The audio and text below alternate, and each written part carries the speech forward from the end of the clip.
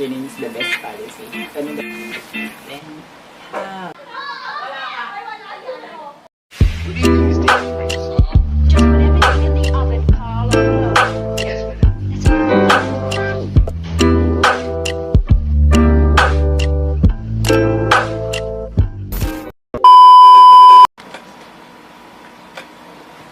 What's up guys, or what's up my JAeS, my Jazzy, Aristocratic Aesthetic subscribers.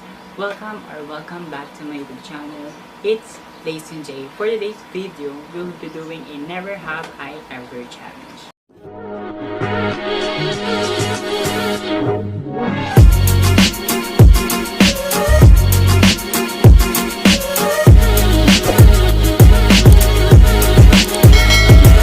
So gumawa ko nitong I have and I have not para sagutin yung mga tanong. Wala kasi kami winner kaya sinulat ko na lang siya. So let's get started. Yan, so nag-download ako ng Spin the Wheel app kung saan dito nilagay ko yung number. Tapos bawat number doon yung mga name na nakalagay din sa photos ko. So let's get started.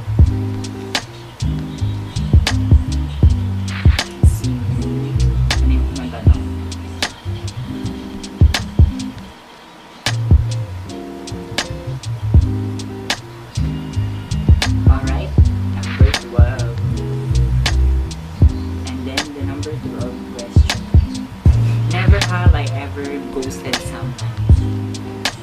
And my sagot is I have. Marami na akong ginose.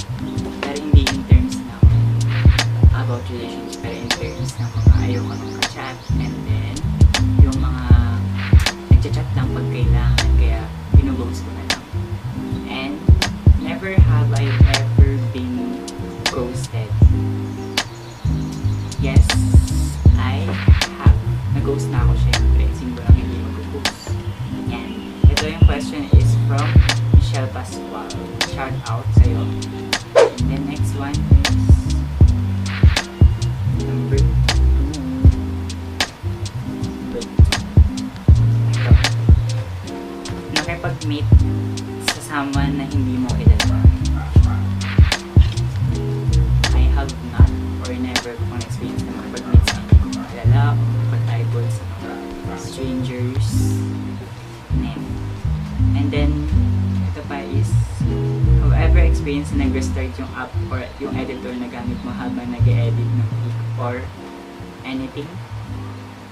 Sagot dyan is I have. Lalo na yung nag-edit ako ng vlog and then nag-restart siya and then boom, wala na lahat yung inedit ko. From music, background music, from text, from add pictures. Nakakailangan talaga. Super. And sa mga pag nag-edit din ako sa IG feed ko, pag nag-restart talaga siya, ang hirap. Di mo alam kung ulitin mo na lang ba o huwag mo nang i-post, o huwag ka na mag-vlog, gano'n. Yan. And then, this question is from Mike Estrada. Shout out sa'yo. Shout out. Yan. Next one.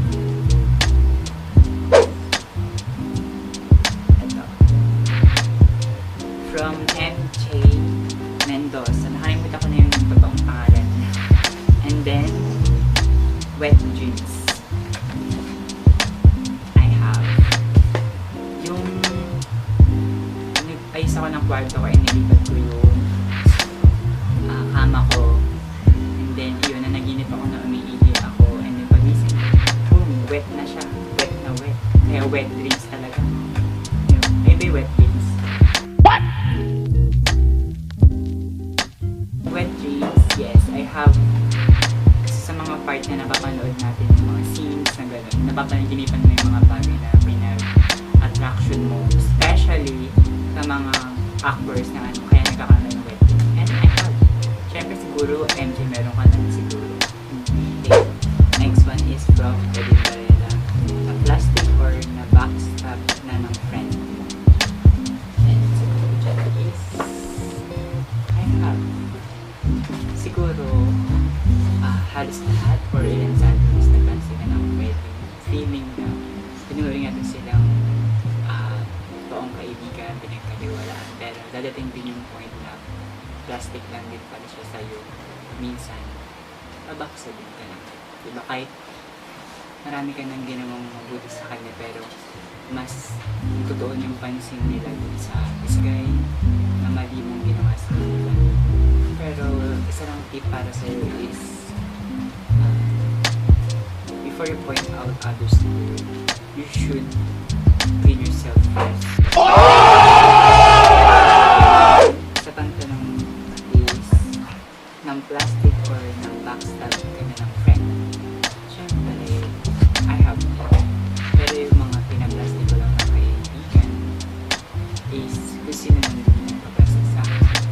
And nababackstab ako kasi nababackstab din siya. Pero as of now, hindi na kasi mas tumitingin ako sa mga mabuting bagay na ginagawa nila kesa dun sa maling bagay na nagawa nila. Para mas madali at mas maging maganda na rin yung resulta. Ba't iba pa plastic yung isa-isa? Mayroon akong enemy dati, ngayon naging friend ko din siya. And next question is from Daniel Dalrong. Never have I ever bullied someone. Maraming makakahilig syempre. Isa to sa mga hilig natin. Binubully natin yung mga kapatid natin, di ba? Binubully natin sila, kung ano na pinagagawa natin sa kanila. Hindi natin alam kung bakit tayo masaya kapag binubully natin yung mga kapatid natin. Tama ba ako? Apology na rin ako sa kanya. Okay, next question is from Ate Jerry sa Balboris. Kumala ng hindi nagpapaalam sa parents. Then, have. Nakaganan ako na hindi talaga nagpapaalam. Ito yung pagkakataon na nag-OJT ako nun and then dumating yung mga kaibigan ko. And bigla silang dumating at nag-aya na mag-SM Pampanga or Skyrange Pampanga. So ayun, hindi ako nagpaalam. Kapag nandun na ako, tsaka na ako nagpaalam. Bigla. Mga 9 PM and then hintay mo na lang talaga mag-chat magulang mo para magsabi ka at magpaalam na. And ito kami sa Skyrange Pampanga kasi pumunta sila, gano'n, yung kaibigan ko, ganyan. Ayun, siguro marami din nakaka-relate, tsaka kayo magpapaalam kapag andun na kayo, para wala nang bawian. And si Ate Jay sa Balbora pala is mayroong YouTube channel. Ito yung YouTube channel niya. And subscribe to her, guys. And next one is from Gemma Rose Domingo. Nagkagusto sa babae ng junior high school. Sagot is, I have. Hindi naman siya literal na gusto. Pero na ako ng mga crushes. Siguro bawat section niya meron. Ayun. Basta meron akong mga crushes. Pero right now, wala lang. Biglang lang pagsabi ko dito. And you're one of them.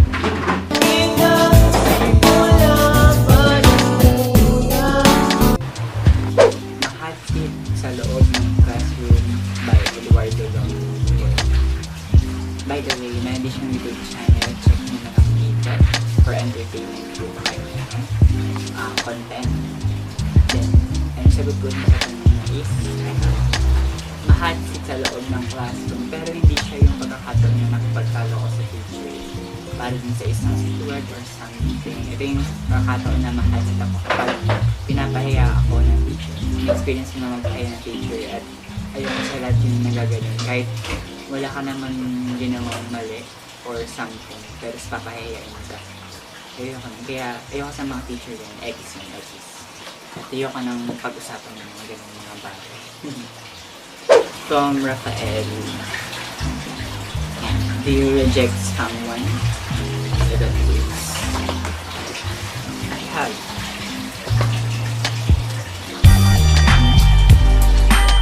Yes, nireject na rin ako no kaya nun. Oh my God! From Rashilay Yang. Never have I ever chased by a dog. Sagot ko is, I have. Hindi mabubuo yung childhood memories mo kapag hindi ka hinapon ng aso. Next one is from Jamaica Donate. Never have I ever teach a subject. is I have. Sabi niya daw, yung gauge is, naroon ka daw na hindi rin sukang klase. And, yup, meron akong hindi napasukang klase. Because, nagpapapain kami kasi meron kaming strict na teacher. Then, dapat daw pasahan namin yung as of 3 p.m. And then, mamadali kami magpapin. Eh yun, hindi kami pinapasok ng teacher namin sa next subject namin. And that was my first time ever in my school life na hindi papasukin. Pero kaya kasi, kasama ko naman sila. Marami kami. Mga co-majors ko sila. Dalawa lang yung tinuro ko ng teacher na yun. Shout out sa teacher na yun. And shout out sa mga kasama ko na nasa labas. And the next one is, never have I ever nag-guidance. And sagot is, I have. Nag-guidance na po ako. Opo. Yes. Dahil po yun sa story ng siomai and milk tea. Kasi sa tapat ng school namin may tinda ng siomai and milk tea. And then, so, nasama na kami syempre sa Mananda ng school namin. And then malapit lang naman din. Kasi nga, yung siomai sa amin is hahatiin pa. Kaya, dun tayo sa buo. And then, syempre, masumbong ka na at iyon, guidance. Nasulat na yung pangalan ko dun sa guidance. Pero gagamit pa rin tayo na, okay lang. Pero mas maging memorable yung high school life mo, mag-guidance ka. Okay, next one is, never have I ever nag-1, 2, 3 sa jeep by Jerome Florano.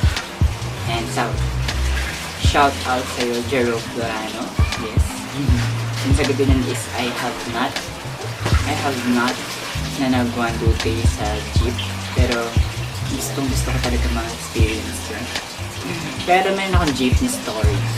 Kaya ako sa jeepney. Ano yun, yung pagkakataon na Sumakay ako sa jeepney. Sa jeep, and sinakay namin yung mali. And napapunta siyang Malolos, ay dapat papunta kami Laredo. Last man na namin. So, ayun, naglakad kami from Pure Gold, Itinto, hanggang dito sa may Lugas. That was an unforgettable moment din sa akin kasi approximately 1,000 kilometers din yung nilakad ng namin. Ayan, tapos nakakatawa pa din yung kaibigan ko, kasama ko nun is naka-heels pa. Tinanggal niya at nagkapak naman siya kasi nahihirapan siya. Heels pa kasi, passion. And then, nagmamadali din kasi kami kasi uuwi or hihatid na namin sa airport yung mama niya at 5 p.m. and 4 na yun. Kaya nagmamadali talaga kami. Shout out Gian and Claudine dun sa story natin yun. At nakakatawa experience yun para sa atin. From Dayan Eusebio, nanghula ka ba sa entrance exam for college? Ang sagot ko is, I have not. I have not kasi hindi ako nanghula na sa exam kasi hindi naman din ako nag-exam. Kasi ngayon, hindi mo na ako mag-college. Magpapahinga muna ako. Papahinga ko muna ng brain cells. Kasi, meron akong valid reason na magpahinga muna. And, ayun. And, you can check out the Sweet and Cosmetics on Instagram. Yan, follow nyo yung business nila. Ni Miss Diana Eusebio and Ana Camille, meron din silang YouTube channel. Yan, dito.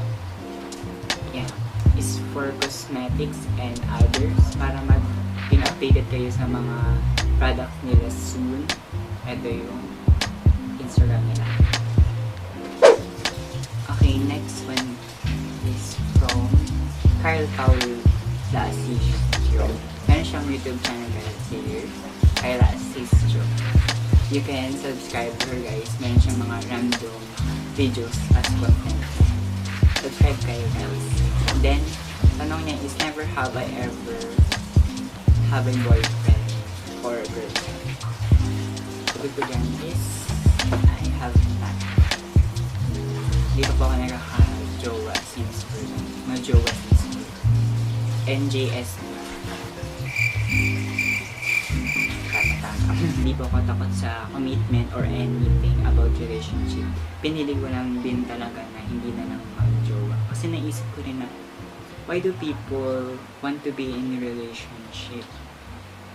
Isa lang masasabi, you don't need any special someone na mag-aalaga sa'yo. You don't need any special someone who loves you back. But you need someone na naiintindihan ka, someone na nandyan lagi sa'yo. And then, I think, that's yourself, that's your family, and that's your friend. Kaya, I'm single and contented with. Disclaimer lang, hindi ko sinasabi na huwag kayong mag-jowa or huwag kayong mag-boyfriend or girlfriend. Still, love conquers everything and love conquers all. Okay, next question. Ay, last question na pala to. Never have I ever cheated on JAeS by Aaron Sakayos. Answer is, I have. Siyempre, hindi naman lahat pag-cheating, pero meron different kinds of cheating naman na ginagawa. And, pero oo, nakipag-cheat ako kahit ganun. Pero yung cheating na yun, both na mga katulong, exchange gift, ganun, exchange answer. Cheating is the best policy. Ano daw? No, isa lang ako mag-cheat. Kasi, mabilis ako makapag-memorize. Kaya, hindi ko na kailangan mag-cheat. Kapag nakakaganda talaga yung pinahirapan mo, yung test mo at mas maganda nga yung honest zero is better than cheated 100. Kaya, maganda mag-focus tayo doon.